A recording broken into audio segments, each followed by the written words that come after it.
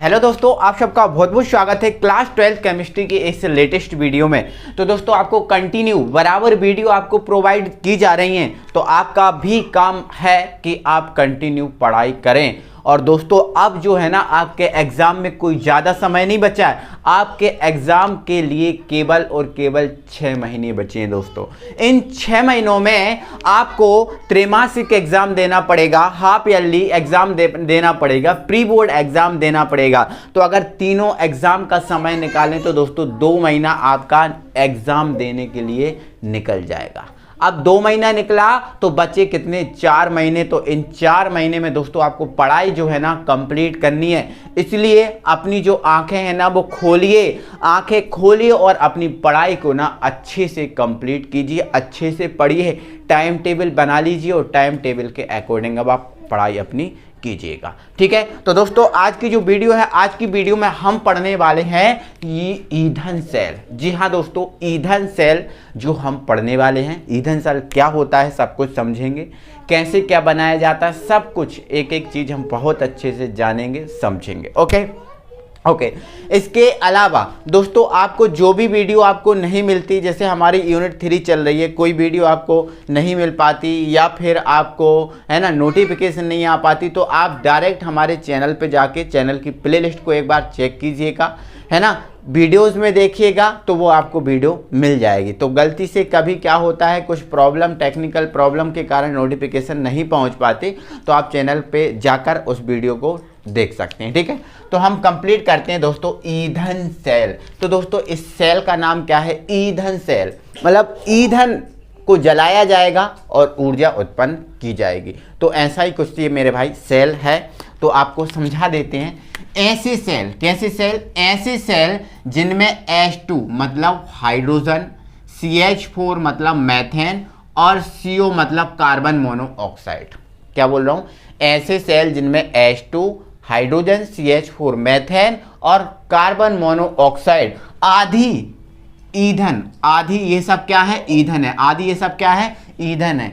ईंधन के दहन से ऊर्जा उत्पन्न होती है। आदि इनको जलाएंगे तो क्या उत्पन्न होगी, ऊर्जा उत्पन्न होती है।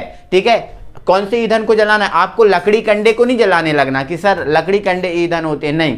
आपको कौन सा ईंधन जलाना है, ईंधन का तो मतलब ये होता है, ईंधन मतलब क्या होता है, जो जलता है, जो जले, जल के ऊर्जा दे, उसे हम बोलते हैं ईंधन। तो यहाँ पर हमें ईंधन में किसको जलाना है, हाइड्रोजन को, मैथेन को, कार्बन मोनोऑक्साइड को। ठीक है, आदि के दहन से जो ऊर्जा उत्पन्न करता है उसे हम क्या बोलते हैं, ईंधन सेल बोलते हैं। आगे इनमें क्या होता है मेरे भाई, जो ईंधनों की रासायनिक को, देखो आपको पता है ये ईंधन है केमिस्ट्री के कोई तत्व से बने हैं मतलब ये जो ईंधन है एक रासायनिक तत्व से बने हुए हैं, मतलब इसलिए बोला गया है इनमें ईंधनों की कौन सी ऊर्जा, रासायनिक ऊर्जा। मतलब ईंधन जो ऊर्जा उत्पन्न करेंगे वो कौन सी ऊर्जा होगी, रासायनिक ऊर्जा। क्यों, क्योंकि ये रासायनिक तत्वों से बने ईंधन है। ठीक है, ईंधनों की रासायनिक ऊर्जा को विद्युत ऊर्जा, मतलब विद्युत ऊर्जा। ठीक है, जैसे हमारे जो बल्ब में करंट आ रहा है ये विद्युत आ रहा है ना, हमारे जो टीवी चल रहा है, हमारा जो फ्रिज चल रहा है, किस ऊर्जा से चल रहा है, विद्युत ऊर्जा। ठीक है, ईंधनों की रासायनिक ऊर्जा को विद्युत ऊर्जा में परिवर्तित किया जाता है। ठीक है, इनको हम क्या बोलते हैं, ईंधन सेल। और इनकी जो दक्षता होती है वो 74% होती है। मतलब इसका क्या है, मतलब इसका मेरे भाई इतना है, यदि 100% ईंधन देंगे, 100% क्या देंगे, ईंधन, और 100% ईंधन के रूप में मान लो हमने क्या दिया, हाइड्रोजन, तो इसमें से 26% जो आपका हाइड्रोजन है वो नष्ट हो जाएगा। 26% क्या हो जाएगा, नष्ट। केवल यहाँ पर हमें 74% जो है ना काम में आएगा, इसलिए इसको बोला जाता है, इसकी दक्षता कितनी होती है, 74%। ठीक है, तो ये मेरे भाई ईंधन सेल हुआ।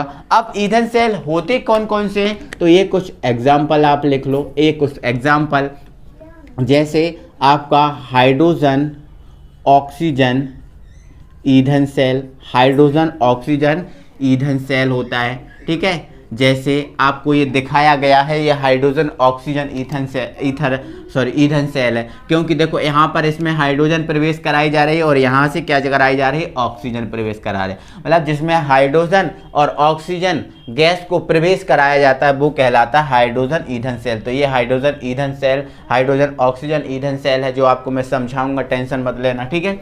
इसके अलावा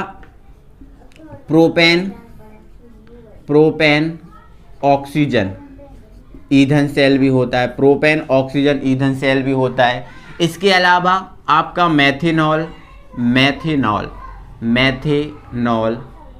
ठीक है, मेथेनॉल ऑक्सीजन ईंधन सेल भी होता है। तो ये कुछ क्या है दोस्तों इसके एग्जाम्पल, ठीक है। प्रोपेन ऑक्सीजन ईंधन सेल में क्या कराया जाएगा, प्रोपेन और ऑक्सीजन गैस प्रवेश कराई जाएगी।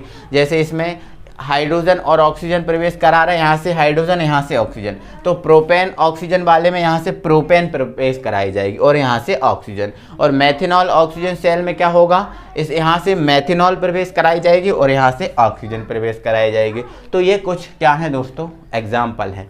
तो अब हम दोस्तों बात करते हैं जो ईंधन सेल है, और ईंधन सेल में हम H2O2 ईंधन सेल को समझेंगे। इसकी हेल्प से आप इन दोनों को भी समझ सकते हैं, कोई दिक्कत नहीं है, ठीक है। तो हम ये देखेंगे ईंधन सेल बनाया कैसे जाता है। तो आपको बता देता हूं दोस्तों, जो ईंधन सेल होता है, इस ईंधन सेल में सरंध्र कार्बन जानते हो, सरंध्र कार्बन मतलब जैसे मान के चलो ये कार्बन की क्या है, रॉड है, मान के चलो ये क्या है, कार्बन की रॉड है। यदि इस कार्बन की रॉड में छोटे छोटे क्या हों, छिद्र हों, छोटे छोटे क्या हों, छिद्र हों। आपने अक्सर देखा होगा, बैंक या पार्क में गए होगे तो बैंक या पार्क में हमने देखा होगा छोटे छोटे छिद्र, छोटे छोटे छेद वाली आजकल चेयर डली रहती है स्टील में। किसमें डली रहती है, स्टील, उन पे पॉलिश होता है, ठीक है। तो आपने देखा होगा चेयरों को जिसमें छोटे छोटे छिद्र होते हैं। तो उसी प्रकार दोस्तों यदि कार्बन रॉड में छोटे छोटे छिद्र कर दिए जाते हैं तो वो सरंध्र कार्बन रॉड कहलाती है, ठीक है। इसका मतलब यह है कि इसमें सरंध्र कार्बन के 2 इलेक्ट्रोड होते हैं, एक इलेक्ट्रोड ये है और एक इलेक्ट्रोड ये है। एक इलेक्ट्रोड एनोड का काम करता है और एक इलेक्ट्रोड कैथोड का। एनोड होता है ऋणात्मक, कैथोड होता है धनात्मक, ठीक है, प्राथमिक सेल में, ठीक है। चलो, तो इसमें सरंध्र कार्बन मतलब छोटे छोटे छिद्र वाला एक कार्बन का रॉड होती है। तो सरंध्र कार्बन के 2 इलेक्ट्रोड होते हैं। अब आगे बात दोस्तों ये है, आगे बात यह है कि इनमें प्लेटिनम का तार लपेट दिया जाता है। जो दिख रहा है आपको यहाँ पर, ये जो दिख रहा है ये वाला, ये इस टाइप का और इसमें इस टाइप का, ये प्लेटिनम तार है। किसका है, प्लेटिनम का क्या है, तार। इसमें प्लेटिनम का तार लपेट दिया जाता है। और ये जो आपका प्लेटिनम का तार है मेरे भाई, उत्प्रेरक का काम करता है। उत्प्रेरक आप जानते हो क्या होता है, उत्प्रेरक वह होता है जो अभिक्रिया की दर को या तो बढ़ा देता है या फिर अभिक्रिया की दर को घटा देता है, उसे क्या बोलते हैं, उत्प्रेरक, ठीक है। कोई अभिक्रिया चल रही है, उसकी दर बढ़ा दे या फिर उसकी दर घटा दे तो उसे हम क्या बोलते हैं, उत्प्रेरक, ठीक है। एग्जाम्पल के तौर पे बताते हैं हम आपको।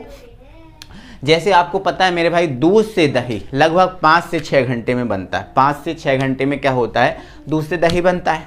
बट यदि उस दूध में हम नींबू निचोड़ दें तो तुरंत वो दही में परिवर्तित हो जाता है। क्यों, क्योंकि यहाँ पर जो नींबू है उत्प्रेरक का काम कर रहा था, जो अभिक्रिया की दर को जिसने बढ़ा दिया। ओके, तो उत्प्रेरक कैसा होता है, जो अभिक्रिया की दर को बढ़ा देता है या फिर घटा देता है, ठीक है। तो इसमें प्लेटिनम तार को लपेट दिया जाता है जो उत्प्रेरक का कार्य करता है, ठीक है, कोई दिक्कत। चलो आगे, इन दोनों इलेक्ट्रोड जो आपको दिख रहा है, इन दोनों इलेक्ट्रोडों के मध्य एक अम्ल या क्षार मिश्रित जल, मतलब ऐसा जल भर दिया जाता है जिसमें अम्ल या क्षार मिला हो, अम्ल या क्षार मिला हो, ऐसा जल भर दिया जाता है। तो यहाँ पर आपको दिख रहा होगा ये अम्ल और क्षार क्या है, मिश्रित जल भरा हुआ है इसके अंदर, ठीक है, जो आपका एक विद्युत अपघट्य का कार्य करेगा। विद्युत अपघट्य जानती हो, विद्युत अपघट्य एक ऐसा होता है जिसको जल में डाल दिया जाए तो वो अपने आयनों में वियोजित हो जाता है या टूट जाता है।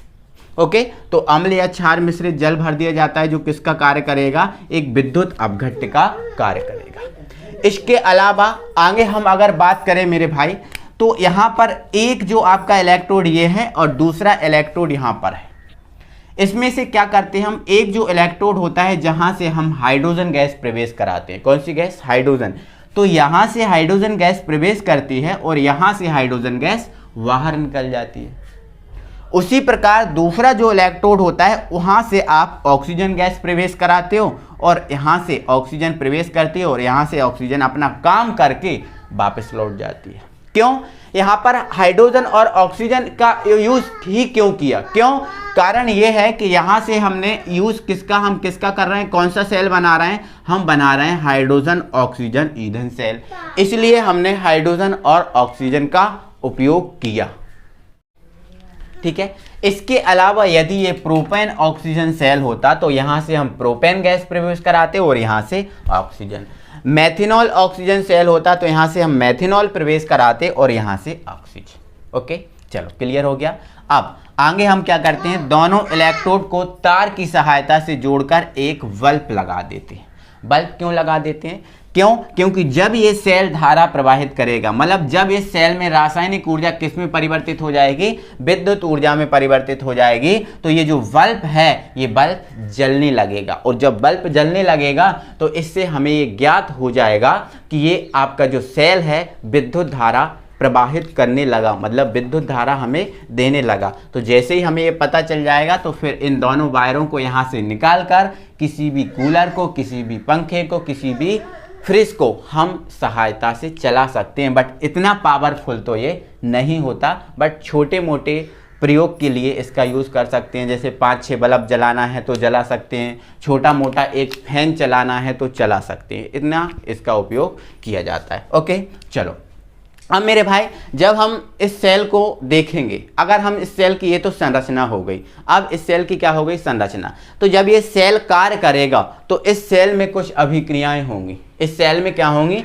कुछ अभिक्रियाएं होंगी। तो कुछ अभिक्रिया एनोड पर भी होंगी और कुछ अभिक्रियाएं कैथोड पर भी होंगी, दोनों पर कुछ ना कुछ क्या होंगी, अभिक्रियाएं होंगी। तो उन अभिक्रियाओं को हम जानते हैं और समझते हैं। तो पहला हम देखेंगे कि जो आपका एनोड है इस पर क्या होगा। तो आप डाल दीजिए यहाँ पर एनोड पर अभिक्रिया, एनोड पर अभिक्रिया, यह हम देखने वाले हैं। तो एनोड पर अभिक्रिया, एनोड पर हमने अक्सर देखा है दोस्तों, अक्सर हम ये जानते हैं एनोड पर हमेशा ऑक्सीकरण होता है। एनोड पर हमेशा क्या होता है, ऑक्सीकरण, और ऑक्सीकरण में हमेशा दोस्तों इलेक्ट्रॉन दान किए जाते हैं। ये तो आप बहुत अच्छे से जानते हो, ऑक्सीकरण में हमेशा क्या होते हैं, इलेक्ट्रॉन दान, और अपचयन में हमेशा इलेक्ट्रॉन क्या होते हैं, ग्रहण। ठीक है।